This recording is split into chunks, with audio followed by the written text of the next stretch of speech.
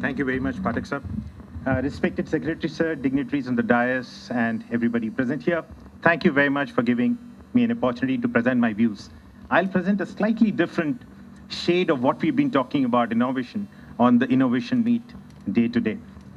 I think the challenge really is not in innovation and R&D. The challenge, sir, essentially lies in management of R&D. The mission of the new agenda in TCOE should not necessarily be creating innovation, it should be sustaining innovation. Go through the annual reports of TDB, DST, DIT, IITs, you will find hundreds of innovations which have been successfully developed in the labs. But the tragedy is we don't see commercially viable domestic telecom products in the market space. So where is a gap? Whatever we've been discussing since morning, I'm happy to be the last speaker. Whatever we've been discussing, I've been hearing it for the last several years. Is there anything different? I think we need to create a difference in terms of how we're going to handle innovation and how we're going to make our innovation succeed. Trust me, I have not had problem of getting funds. Dharmaji Sahab has been very nice, SIDBI, TDB, DST, DIT. I've availed funds from each of these institutions. They've been kind and we developed products. We've been given several awards from Ministry of Telecom, TCOE, etc., several awards, accolades. We have some IPR as well. But do we have a product which is sold extensively on the shelves of Indian market? The answer is no. Why? So what is lacking is a government or an ecosystem here to promote what is developed here. If every technical specification is framed to be, and the answer given is that, look, we want the best product in the global market. An innovator or a new product which is developed cannot compete with the global giants on the day one. So we need to provide them a domestic grooming here. Unless there's a culture of providing domestic grooming to innovative products in India, I don't think we're going to really see successful business models. And as Joint Secretary Uma Shankar Saab said right in the beginning, industry will put their money on anything that can sell. So what we need to do at TCOA is to make sure that what we innovate sells. And if we sell, I'm sure SIDBI or any other venture capital would be far too happy to invest on TCOE's ventures. So we have had a lot of, we're talking about Digital India, we talked about NFS, we talked about NOFN. Has it really helped Indian domestic manufacturers who have created and developed products in India? I think the answer again is a big no. Why? Because the presentations, the schematic, the overall roadmap is drawn by MNC companies. They draw up, and they would come up with specifications which suit them more than they would suit others. We at Coral Telecom created a private GSM network. Now that was an initiative of the then secretary, the then member technology. We even went to the extent of creating a notification for earmarking small chunks of GSM band spectrum for setting up private GSM networks based on domestic indigenous technologies. India footnotes 50 and 55 were notified in the wireless spectrum allocation policy.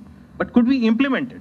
Now, if we don't implement it, crores of rupees that we spent on development of that product went down the drain.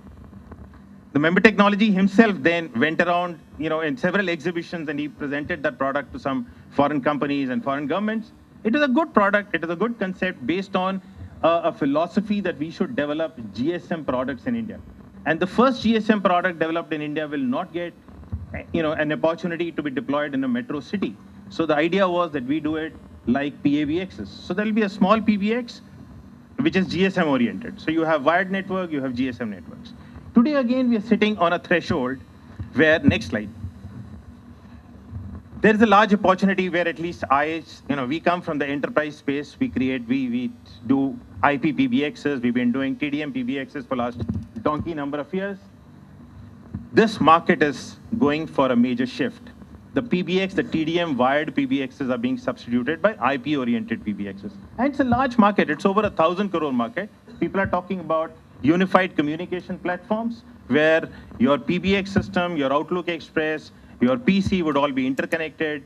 It'll work like a Skype, so you'll have Skype, chat, messaging, all that integrated with your PBX. You would be able to use applications using your mobile phone. So that integrated approach is named as Unified Communication Platform. Incidentally, this particular product is listed as one of those 23 products earmarked for purchase from domestic vendors only. in our preferential market access policy. But the issue is, have we been able to enforce the policy? So as somebody said, one of the earlier speakers said, we're fighting against governments. Now, it is our government vis-a-vis a government in China. They're extremely supportive of their domestic ventures. Here we talk, look, Mr. Tuli, we don't have one feature, and this is the feature available in Alcatel. So this is what we're going to put, and we need the best in the world. And trust me, you can't expect a young kid to be fighting a sumo wrestler. Or let's define today that the kids are not going to be allowed, and then what's the point of doing innovation? Next slide.